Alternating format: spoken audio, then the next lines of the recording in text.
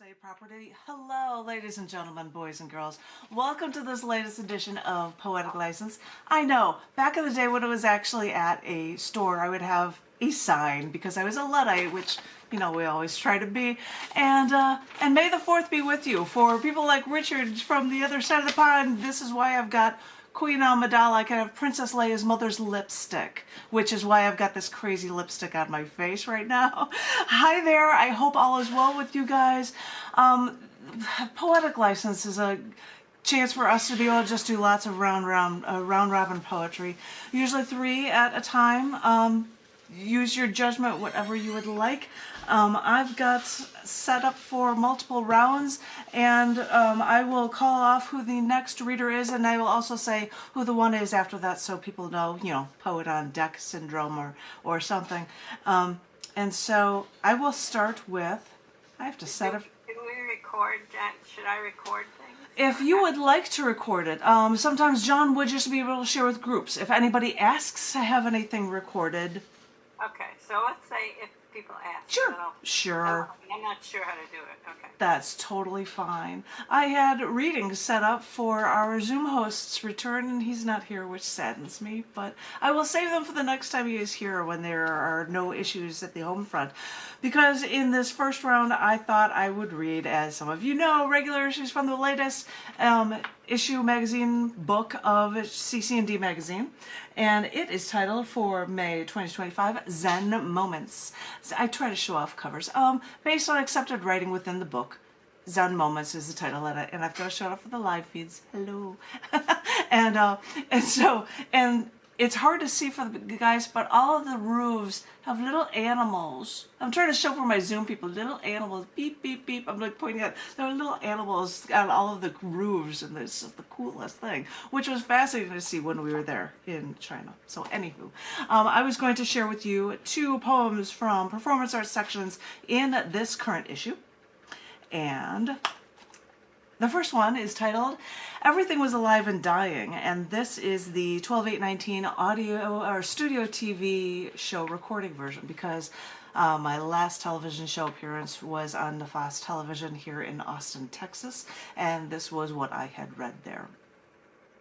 I might try to show on a screen, show the shots from that TV show afterward, but this is Everything Was Alive and Dying, the studio TV show recording. I had a dream the other night. I walked out of the city to a forest, and there were neatly paved bicycle paths and trash cans every 50 feet and trash every 10. As I walked, there was a stray cat. She had a little collar on with a little bell, and she walked a few feet and she stretched her front paws. Oh, she looked so adorable. And she came up to me and she said, "Thank you." And I looked at her and I said, "For what?" And she just looked at me for a moment. Her little ears were standing straight up. And she said, "You know, in some countries I'm considered a delicacy."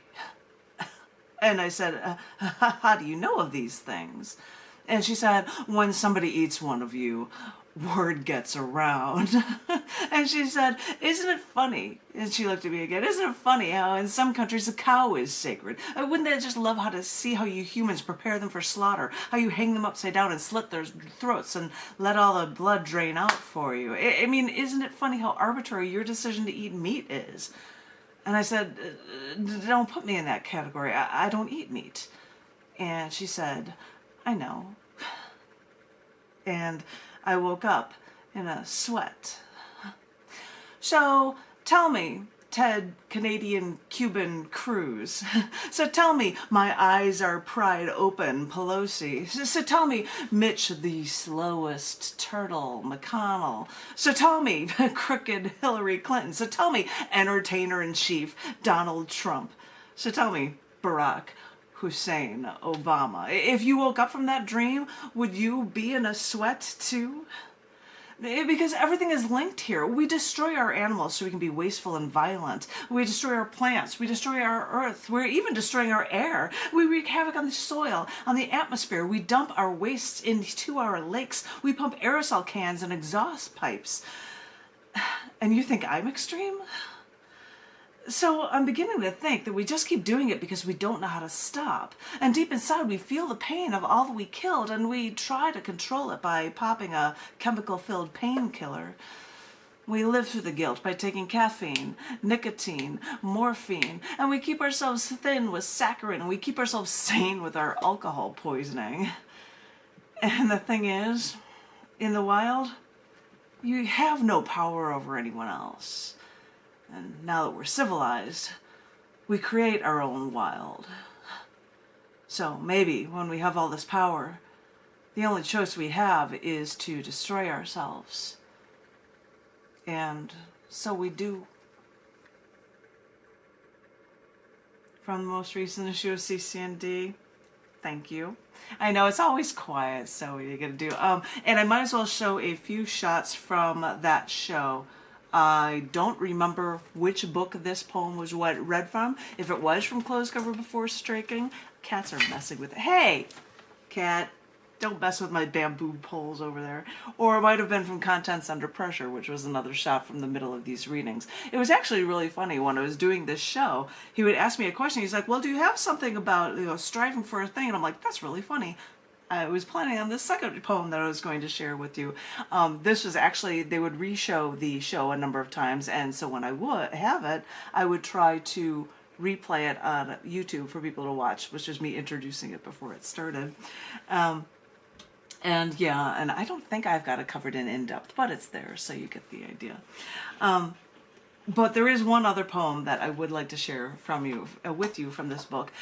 Sometimes people will send something to me that relates to, as some know, periodic table stuff, which I might sneak in some periodic table poems in the middle of this. But somebody did something about medication and having to be drugged to be able to function. I can see my open pages right here. This is a poem that was in here, that it is a follow-up to his piece about an experience I had, and it was included in a show, and it is called Medication. I set my alarm. Oh, forgive me. I hear my phone making noise. I'll start that again. I set my alarm for 4:30 instead of 5:30 so I could roll over, take a pill, and fall back asleep. I'd leave 2 pills on the nightstand with a glass of water every night. I could feel the pain in my leg, my hand when I'd reach over to take the drugs. I'd feel it in my back, too, and sometimes in my shoulder. The water always tasted warm and dusty. It hurt to hold the pills in my right hand. I closed my eyes at 4:32. I hated that damn alarm clock. And taking those pills early wouldn't make the pain go away before I woke up. I knew that. But I took them anyway. And I tried to fall back asleep again. And I dreaded 5:30 when I'd have to move. 5:40, I couldn't wait any longer. We couldn't be late. We couldn't have that. And so I'd finally swing my legs to the floor. I'd put on my robe and limp into the kitchen. The trip to the kitchen lasted for hours. And picking up that milk carton from the refrigerator hurt like hell.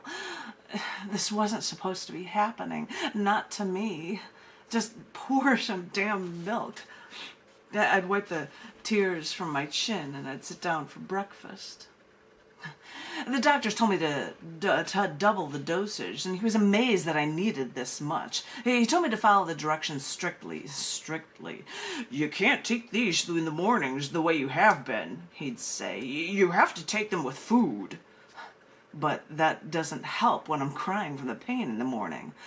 But I can get an ulcer, he'd say, and I wouldn't want that. Of course not. I just wanted the pain to go away.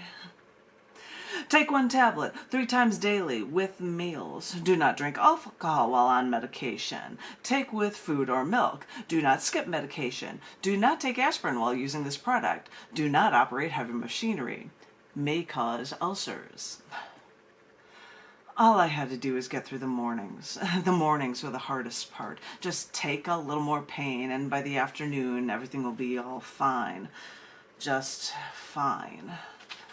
An hour after the pills, and I'd start to feel dizzy. I'd stare at the computer screen, and it would move in circles back and forth. I wanted to grab that screen and make it stay in place.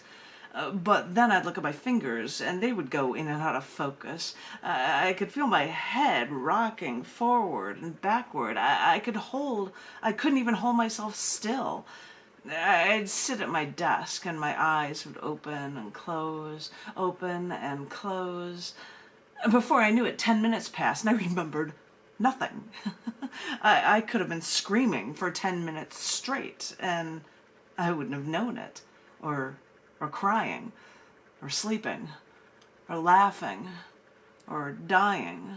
I had just lost 10 minutes of my life. They were just taken away from me, ripped away from me, and I could never get them back. And I could still feel traces of the pain lingering in my bones. I'd sit up at night and just stare at the bottle. It was a big bottle, as if the doctors knew that I would take these drugs forever. Hadn't it been forever already? I open up a bottle, look at a pill. They look big, too. Pink and white. What pretty colors. And then I'd think, if one tablet, 50 milligrams, could put me to sleep in the morning, could make me dizzy, could take a part of my life from me, think of what the other 36 could do. 1,800 milligrams. It could kill me. I wouldn't want that. Of course not. But just think, the bottle isn't even full. May cause ulcers, may cause dizziness. Side effects may vary for each patient. May cause weight gain, may cause weight loss, may cause drowsiness, may cause irritability. Medication may have to be taken consistently for weeks before expected results. If effects become severe, consult physician immediately. I began to count.